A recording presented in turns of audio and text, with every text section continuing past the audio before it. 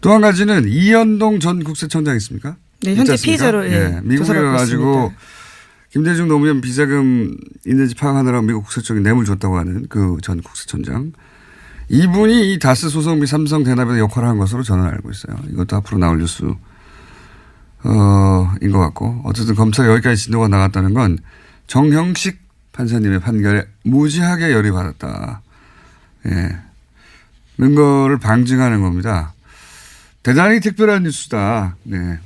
여기까지 나올 줄은 저도 몰랐어요.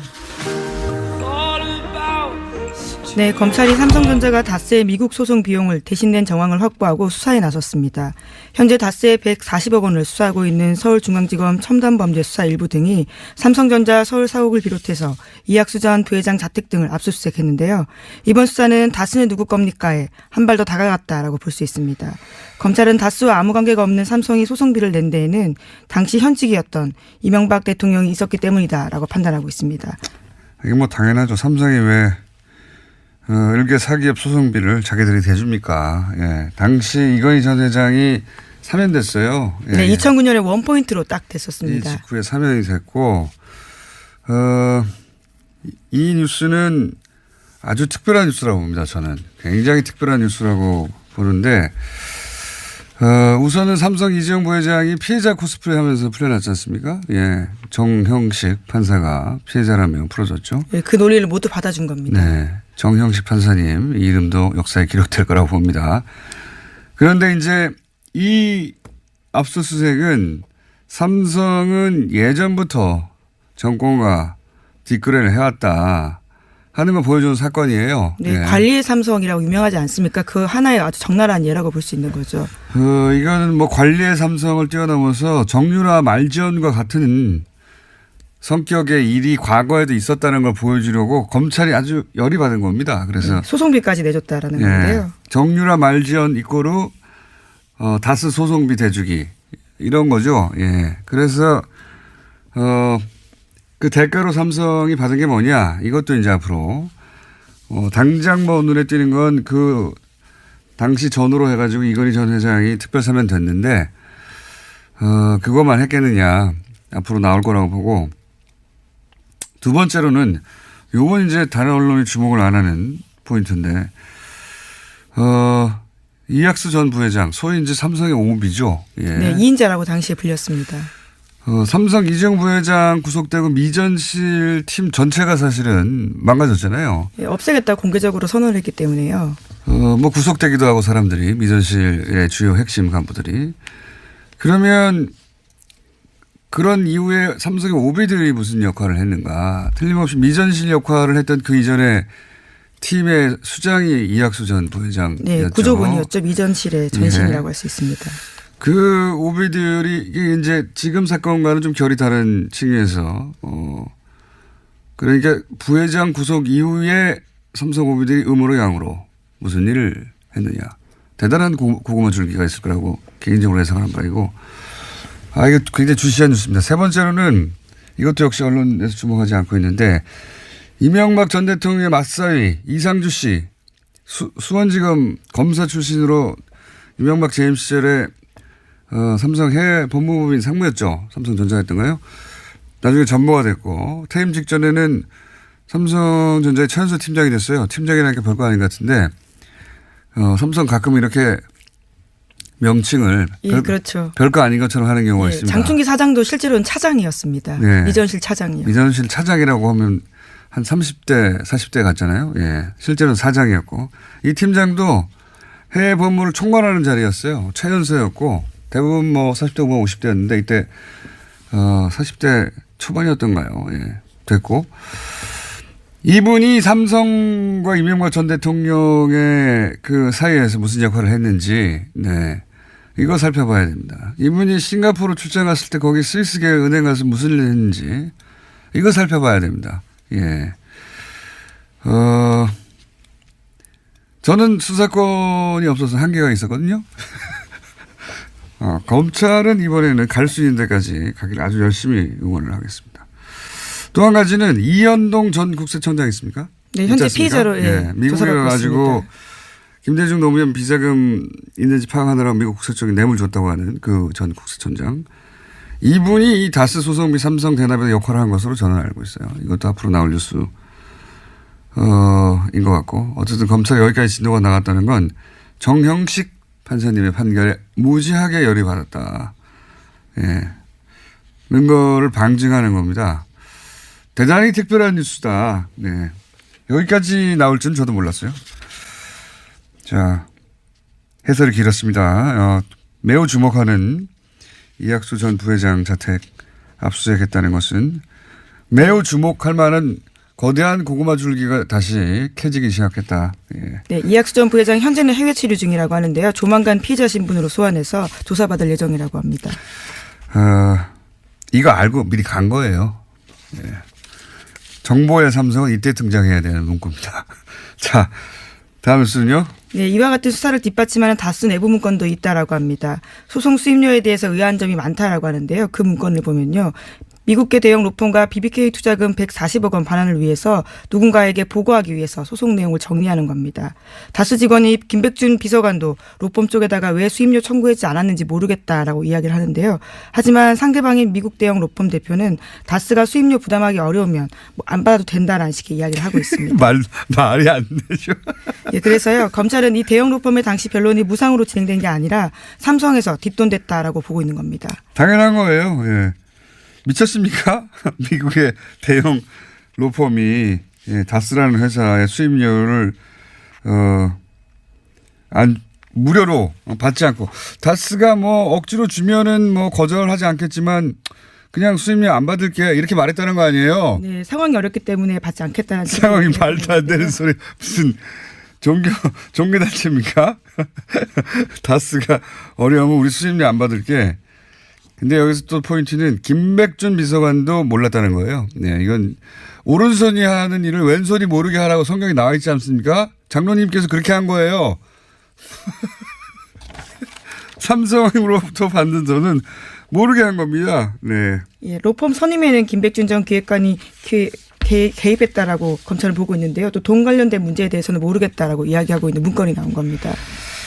그러니까 김백준 비서관도 특활비 얘기할 때도 나오죠. 김백준 비서관은 그냥 배달만 했다. 예.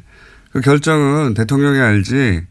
그러니까 김백준 비서관이 이제 모든 걸 다 하는 돈과 관련해서는 비서 핵심 집사라고들 우리가 알고 있었는데 사실은 이렇게 뒷돈 챙길 때는 몰랐던 거예요. 예. 포인트입니다.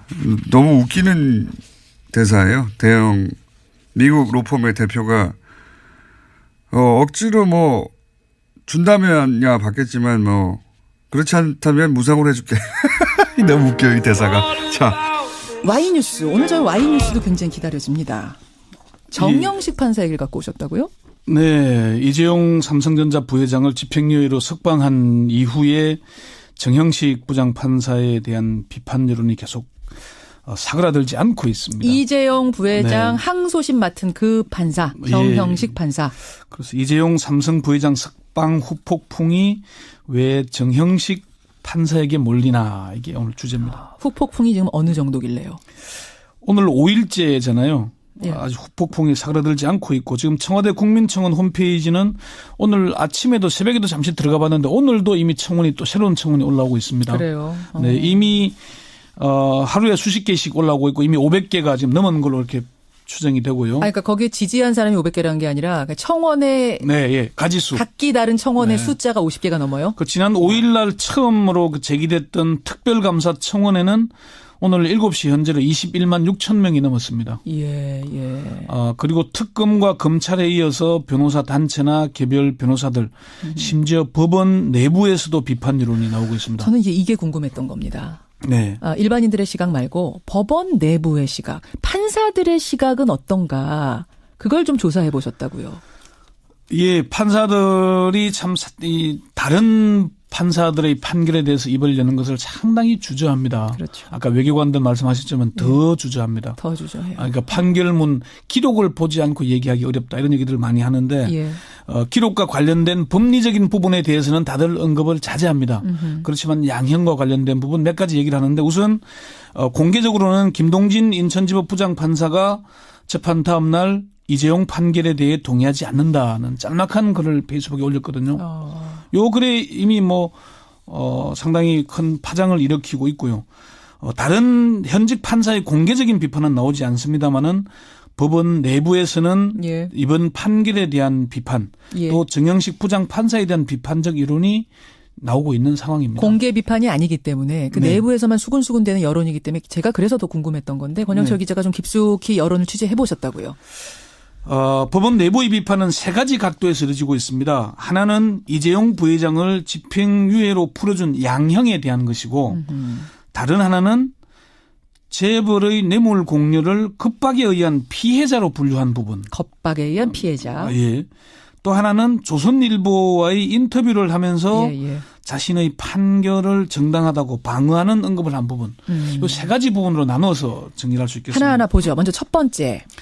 양형에 대해서는 다른 판결과의 형평의 문제를 제기합니다. 법원이 그동안 꾸준히 양형 기준에 대해서 고심해왔고 많은 비판을 받아왔거든요. 예. 그런데 이재용 항소심 재판부는 뇌물 공여 36억 원을 인정하고도 집행유예를 선고를 했습니다. 그렇죠. 판사들 사이에서는 요즘에 뇌물 공여액이 1억 원만 돼도 대부분 실형을 선고하는데 36억 원의 뇌물 공여가 집행유예라면은 새로운 양형 기준을 창설한 것 아니냐 이런 얘기가 나오고 새로운 양형 기준을 정 판사가 창설한 거 아니냐 이런 얘기를 판사들이 해요. 예. 그 전에 이제 재벌 총수들에 대해서 이른바 3.5 법칙 때문에 형사단독 판사들이 재판할 때 너무 힘들다는 불만을 성토한 적이 많았거든요. 3호 법칙이라는 건 1심과 2심에서 형을 말하는 거죠. 그러니까 재벌 총수들이 이제 구속 기소되거나 기소됐을 때 예. 1심에서 징역 3년에 집행유예 5년이 가끔 있고 통상 1심에서는 징역 3년에서 5년 사이의 실형을 선고하고 항소심에 가서 집행유예를 선고하는 그런 사례들이 꽤 많아 있었거든요. 실제로 그렇습니다. 예. 사례를 들자면 많습니다. 2000년 탈세 혐의로 구속 기소됐던 조양호 당시 대한항공 회장. 1심 법원은 징역 4년이었는데 예. 항소심은 징역 3년에 집행유예 5년. 3.5. 예.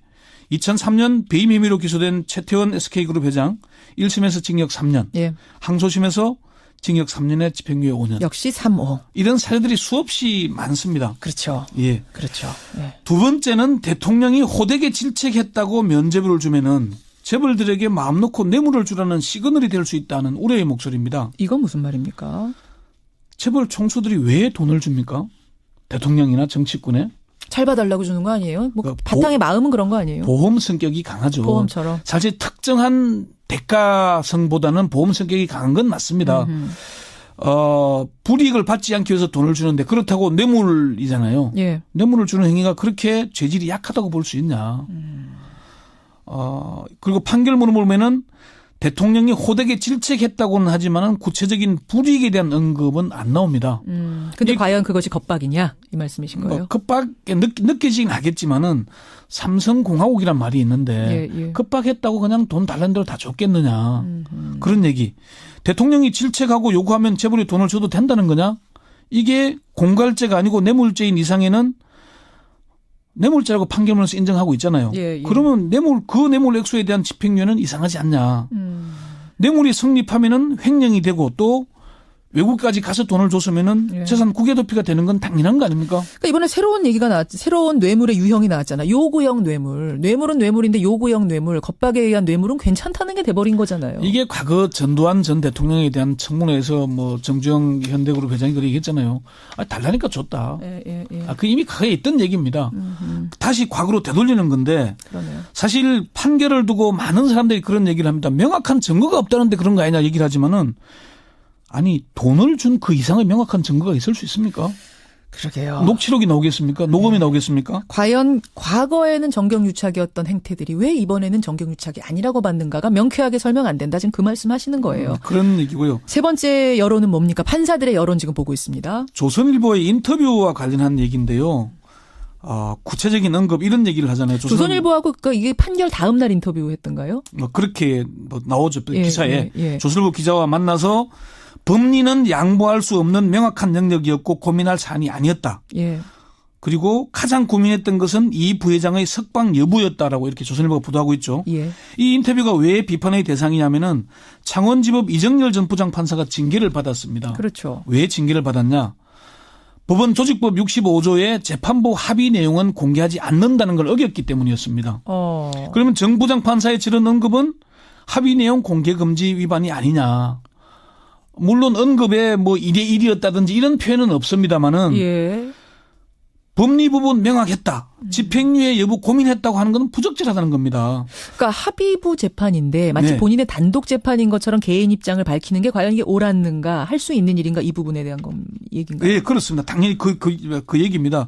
일선 판사들은 판사가 자신의 판결에 대해 언론 인터뷰를 통해서 정당성을 주장하는 것은 바람직하지 않다고 그렇군요. 이구동성으로 얘기를 합니다. 특히 정치색이 강한 언론과의 단독 인터뷰 자체가 공정성이나 법관의 독립에 좋지 않다고 보는 겁니다. 재판부도 근데 언론 인터뷰 하긴 하잖아요.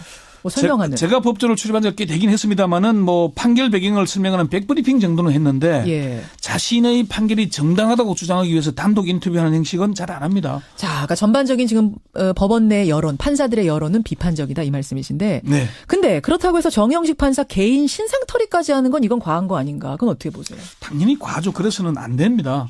안 되는 거지만은 오죽하면 그러겠냐는 부분도 없잖아 있다는 것. 우리가 국민들이 마지막으로 기댈 수 있는 게 법은 아니겠습니까? 그렇죠. 최후의 보루입니다. 예, 뭐 그렇게 해서는 안 되겠지만 우리가 법관들도 이 법관에 대한 특혜가 자기네 개인을 잘 봐주기 위한 거 아니잖아요. 아니죠. 물론 판결을 똑바로 하라는 거거든요. 예. 국민을 두려워해야 됩니다. 국민을 두려워해야 주권자이기 된다. 때문에. 울림이 있는 마지막 말로 인사 나누겠습니다. 권영철 전임 기자 수고하셨습니다. 네. 경우가 네, 있습니다. 장충기 사장도 실제로는 차장이었습니다. 네. 미전실 차장이요. 미전실 차장이라고 하면 한 30대, 40대 같잖아요. 예. 실제로는 사장이었고 이 팀장도 해외 법무를 총괄하는 자리였어요. 최연소였고 대부분 뭐 40대 후반 50대였는데 이때 40대 초반이었던가요. 예. 됐고 이분이 삼성과 이명박 전 대통령의 그 사이에서 무슨 역할을 했는지 네. 이거 살펴봐야 됩니다. 이분이 싱가포르 출장 갔을 때 거기 스위스계 은행 가서 무슨 일을 했는지 이거 살펴봐야 됩니다. 예. 저는 수사권이 없어서 한계가 있었거든요. 검찰은 이번에는 갈 수 있는 데까지 가기를 아주 열심히 응원을 하겠습니다. 또 한 가지는 이현동 전 국세청장 있습니까? 네, 현재 있지 않습니까? 피의자로 예, 미국에 조사받고 가가지고 있습니다. 김대중 노무현 비자금 있는지 파악하느라고 미국 국세청에 뇌물 줬다고 하는 그 전 국세청장. 네는 당시 현직이었던 이명박 대통령이 있었기 때문이다라고 판단하고 있습니다. 이게 뭐 당연하죠. 삼성이 왜 일개 사기업 소송비를 자기들이 대줍니까? 예. 당시 이건희 전 회장이 사면됐어요. 예. 네, 2009년에 원포인트로 딱 이 됐었습니다. 직후에 사면이 됐고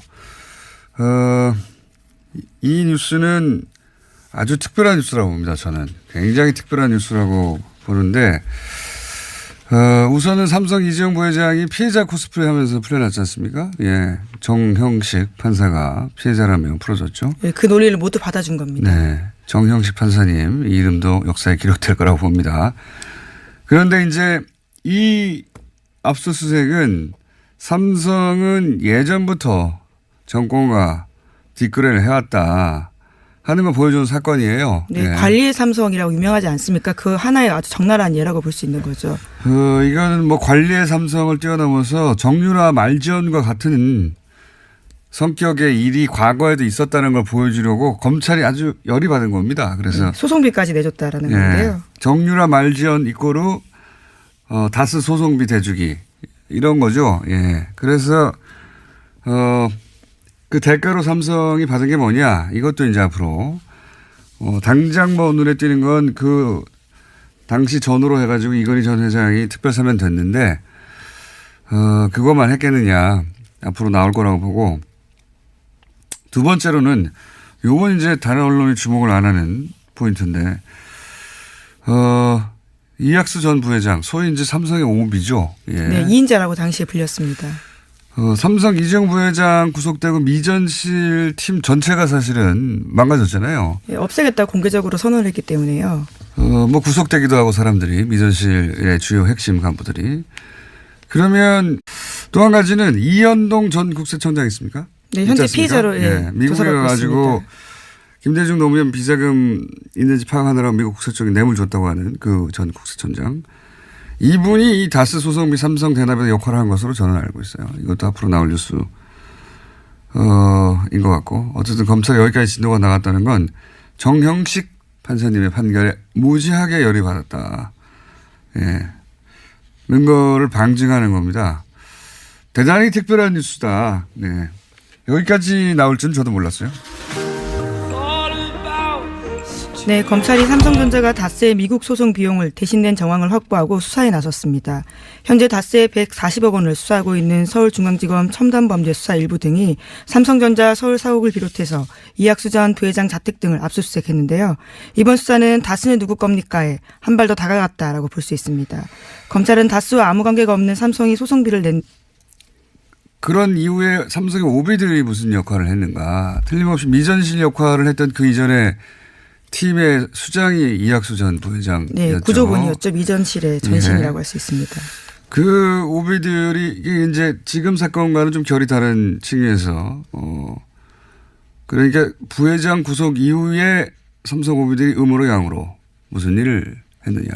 대단한 고구마 줄기가 있을 거라고 개인적으로 예상하는 바이고, 이거 굉장히 주시한 뉴스입니다. 세 번째로는 이것도 역시 언론에서 주목하지 않고 있는데, 이명박 전 대통령의 맞사위 이상주 씨, 수원지검 검사 출신으로 이명박 재임 시절에 삼성 해외 법무부인 상무였죠. 삼성전자였던가요? 나중에 전무가 됐고, 퇴임 직전에는 삼성전자의 최연소 팀장이 됐어요. 팀장이라니까 별거 아닌 것 같은데, 삼성 가끔 이렇게 명칭을 예, 그렇죠. 별거 아닌 것처럼 하는 게